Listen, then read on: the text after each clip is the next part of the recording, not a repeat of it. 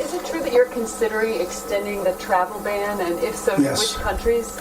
So we have a travel ban. It's a very powerful ban.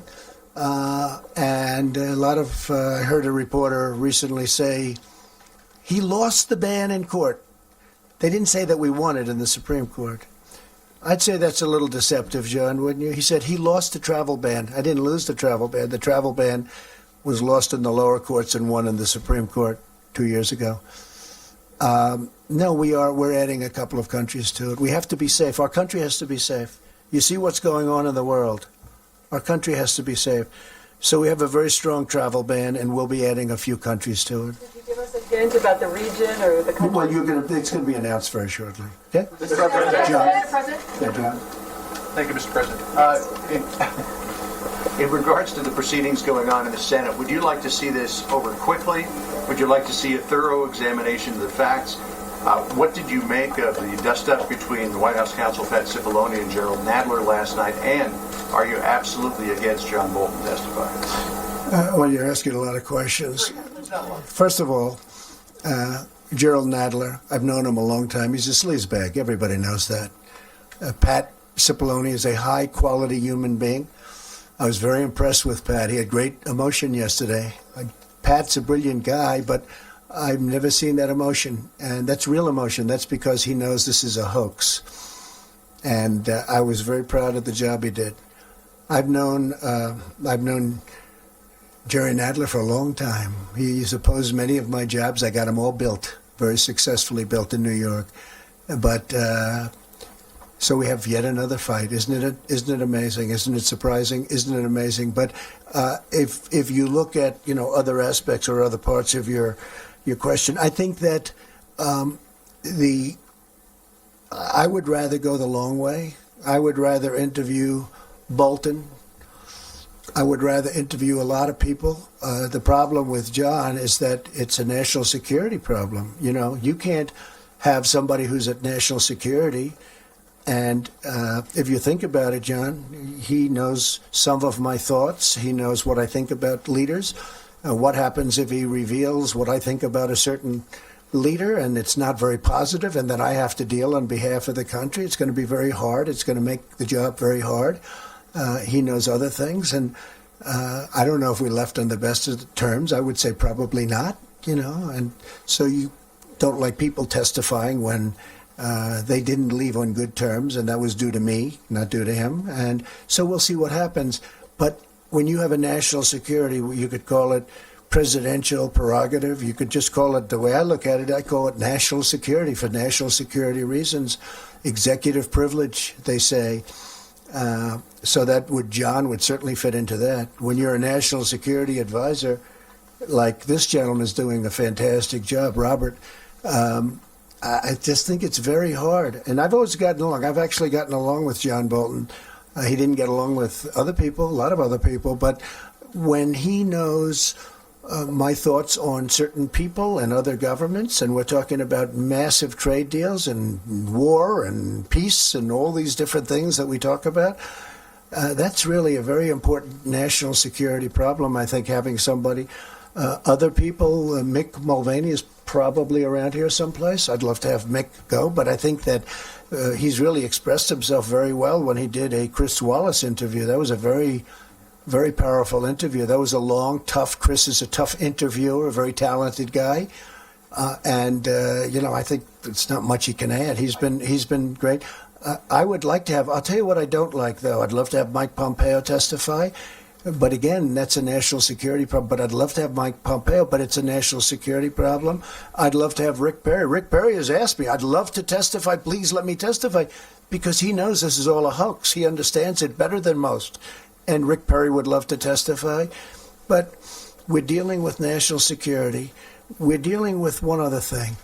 Our country's been tied up with this hoax from the day I came down the escalator.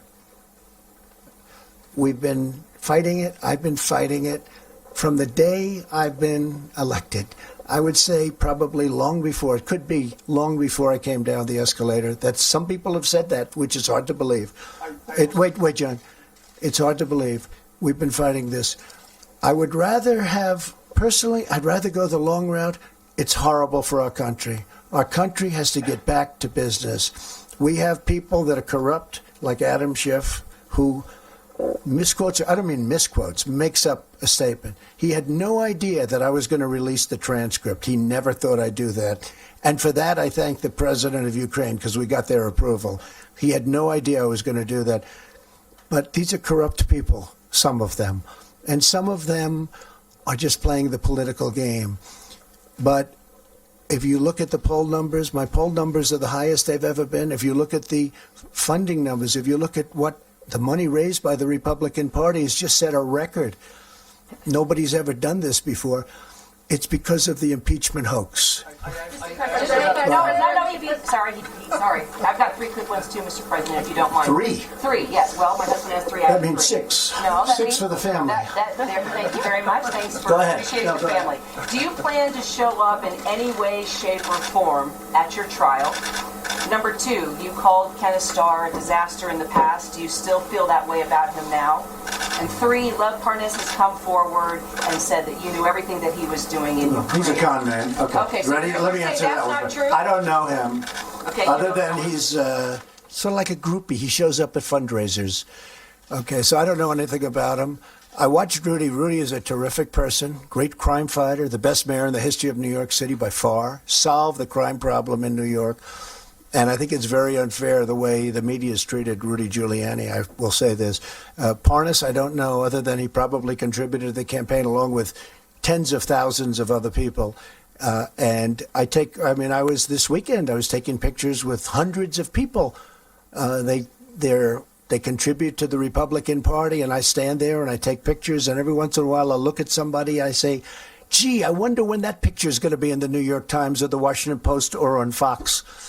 So it's one of those things. I think Rudy is a high-quality person. So why is he not on your legal team? Why is he not? Because I don't want there to be a conflict. I'd love to have Rudy on my team, but he could be a witness at some point if this whole sham continues. I would love to have Rudy on the team.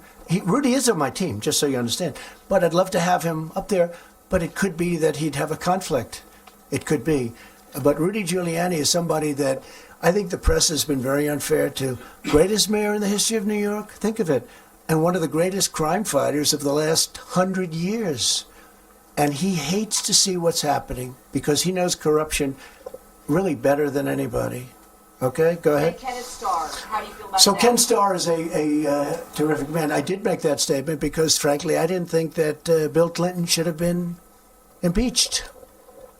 And I thought it was terrible. I didn't know Ken Starr, but I didn't think that Bill Clinton should have been impeached.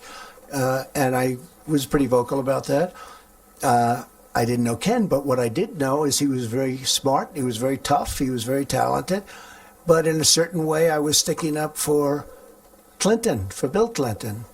And, I sort of still feel that way. I mean, what he did was nothing good. There was a lot of lying going on. There were a lot of things, a lot of bad things. Now, with me, there's no lying. There's no nothing. They have nothing. They don't even have a crime. They say there's the only one that's ever been impeached, and he didn't commit a crime. I didn't commit a crime. And then you get into high crimes and misdemeanors. But I didn't commit a crime. So, no, I have great respect for Ken, but I didn't think, frankly, that Bill Clinton should have been impeached. So what do you think? Will you show up at your trial any day? I'd love to Any way, go. shape, Wouldn't that be or form? great? So Wouldn't why that be don't you go? beautiful? I don't know. I'd sort of love to sit right in the front row and stare in their corrupt faces. I'd love to do it. So why not commit I don't know. to Don't keep talking because you may convince me to do it. Do you think Cipollone and Cepolo would want you there? I think they might have a problem. Mr. President. I think they might. And by the way, I think they've done a really good job. And I think the other side has so lied. I watched the lies from Adam Schiff. He'll look at a microphone and he'll talk like he's so aggrieved. These two guys, these are major sleazebags. They're very dishonest people, very, very dishonest people. When somebody will make up a statement that I made, when you remember the statement 8 times, quid pro quo, 8 times. Think of it. How can you say 8 times? That would mean I was asking somebody 8 different times for the same thing. What kind of a conversation would that be? If you asked once, that'd be fine. If you asked twice, that'd be. How can you ask 8 times? They would say you're a Looney Tune, right? And then he said, I think he finished by saying, "Don't call me, I'll call you." that I said that. He made that statement. Don't call me, I'll call you. And he didn't say he made it up. Now, ultimately, he had to, in a sense, apologize. He can hardly apologize, but he had to apologize because, fortunately, we had a tape.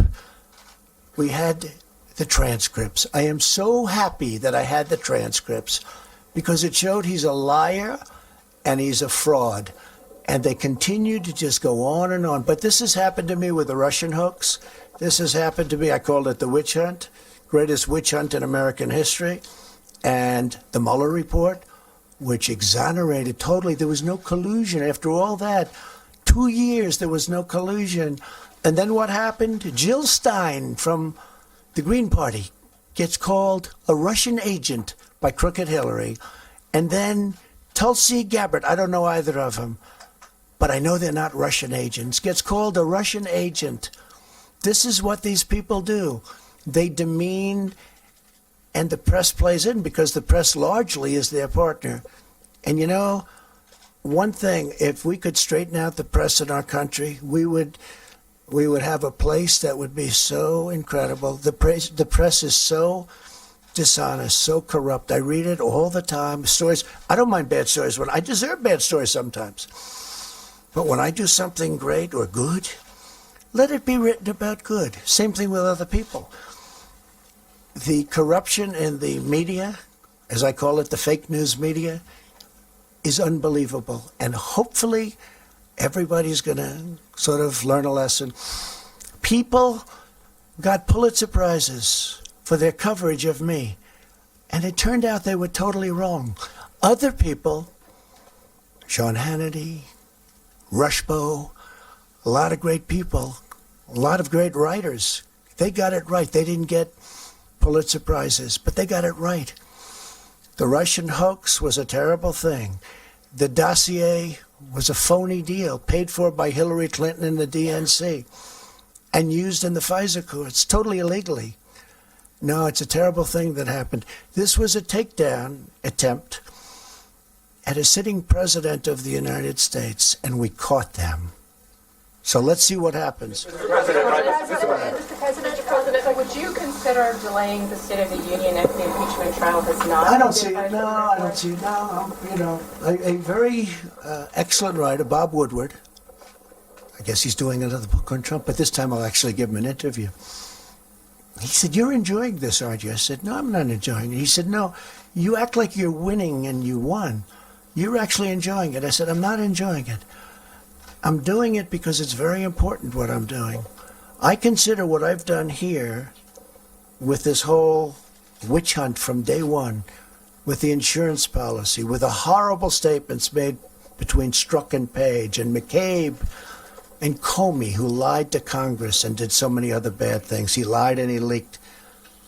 When I finish, I think that this is going to go down as one of the greatest things I've done for our country. These are bad, corrupt people. These are bad people and very bad for our country. Thank you very much, everybody. Thank you. Thank you very much.